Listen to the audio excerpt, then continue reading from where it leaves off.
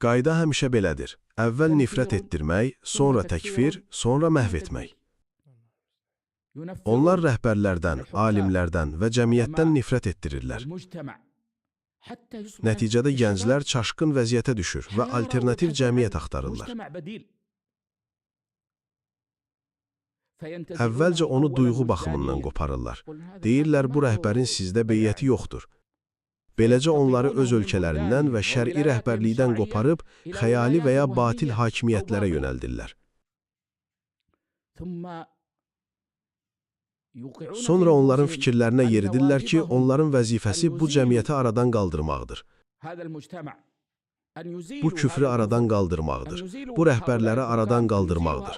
Bu alimləri aradan qaldırmaqdır. Allaha and olsun ki, biz qəribə şeylər eşitmişik. Nəsihət etdiyimiz gənclərdən birinə soruşduq ki, heç Şeyx Salih Fovzanın yanına getmisənmi?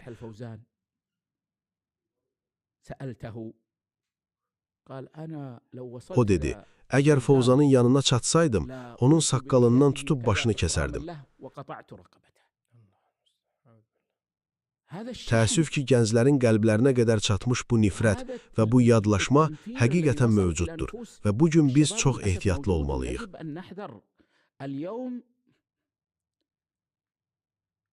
Bugün internetdə bütün növləri ilə gəncləri bu azğın fikirlə ovlamaq üçün qurulan qaranlıq şəbəkələrdən ehtiyatlı olmaq lazımdır.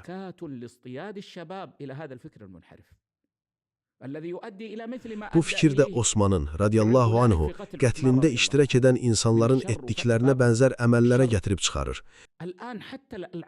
Şərə və şər qapısının açılmasını aparır. Bugün hətta elektron oyunlardan da gənclərə çatmaq üçün istifadə olunur. Gənc oğlanlar və qızlar arasında olan bu canlı ünsiyyət də azğın ideologiyaların yayılması və cəmiyyətin pozulması üçün istifadə edilir. Onlara sözlər və görüntülər təqdim olunur.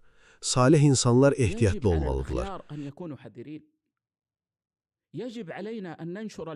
Biz səhih elmi yaymalı, insanların bizə verdiyi əziyyətlərə səbr etməliyik. Çünki onların əksəriyyəti xoş niyyətlidir, amma bilmirlər və aldanıblar. Biz sahib olduğumuz xeyri ortaya qoymalı və bacardığımız qədər üzərimizə düşəni etməliyik. Onları xeyrə dəvət etməliyik. Onlara şər'i əsasları izah etməliyik. Həmçinin bu qaranlıq şəbəkə barədə xəbərdarlıq etməliyik ki, gənclər onun qarşısında müdafiəsiz qalmasınlar. Demirik ki, sərt nəzarət olsun, amma ehtiyat olmalıdır ki, onlar bu insanlara buraxılıb ovlanmasınlar və onlara alüdə olmasınlar. Hətta biri anasına deyir ki, mənimlə oynayan şəxs mənə deyir, ananı öldür, çünki sənin anan kafirdir.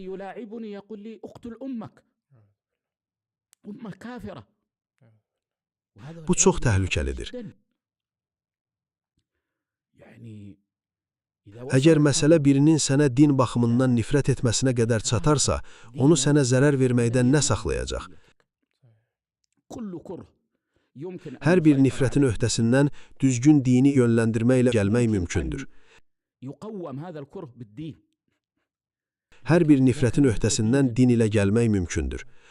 Lakin əgər o sənə din səbəbi ilə nifrət edirsə, onu necə nəzarətdə saxlaya bilərsən? Onu necə idarə edəcəksən?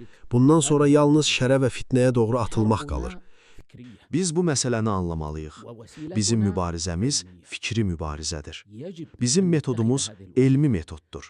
Biz bu metodu mənimsəməli, insanları maarifləndirməli, haqqı yaymalı, bundan utanmamalı və qorxmamalıyıq. Həmçinin yalnız özümüzü düşünməməliyik. Əgər insan yalnız özünü düşünərsə, deyə bilər, mən niyə bu məsələlərə qarışmalıyam? Lakin başqalarını düşünən, ümməti düşünən və xeyri düşünən insan daim bu xeyri insanlara necə çatdıracağını düşünür.